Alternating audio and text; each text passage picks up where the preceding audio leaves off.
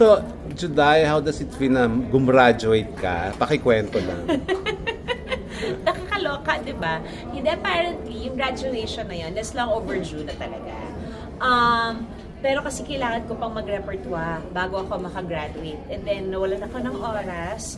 And then, nagsha-chef's night na ako. And then, si Chef Jean told me na hindi na ako kailangan mag-repertoire dahil yan, nagsha-chef's night na ako ng ilang buwan na last year sa Agridoco. Yung graduation na yun, that was even before the pandemic pa. But I would always sit in, minsan nag-ano din ako, nag-refresher course din ako during the pandemic. So, hindi naman ako huminto mag-aral talaga. Ano lang, though, sinabi na sa akin ni Chef G na tatanggap ako ng medal this year. Hindi na lang kami nagkabalikan. Pero at least nung graduate mo ako, Mars! Nakakagulat, pero nakaka-happy naman din na, o diba, ang saya lang ng pagpasok na nakagraduate na ako. So, ano next step mo with your graduation? In terms of being a chef, cooking, ano pang Actually, plano? gusto ko pa uling mag-aral eh. Gusto ko pa uling mag-aral ng ibang expertise naman when it comes to cooking. Ibang field naman. Wala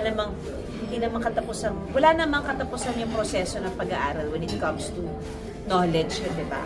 Knowledge is knowledge. Ano yan? Magandang opportunity at least for me to travel. Kasi habang nagta-travel ka, doon mas lalong lumalawak yung panlasa mo, mas nagkakaroon ka lalo ng kaalaman sa mga pinupuntahan mong lugar, culture and taste. For this year, I really plan to give most of my time to Agridoco and to my passion which is cooking.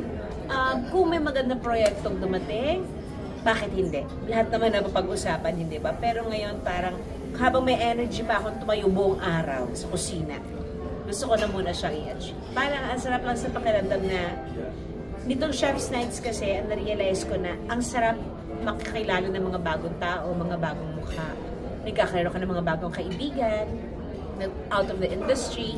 So, ang sarap lang sa pakiramdam na may napapasaya ka dahil sa pagkain.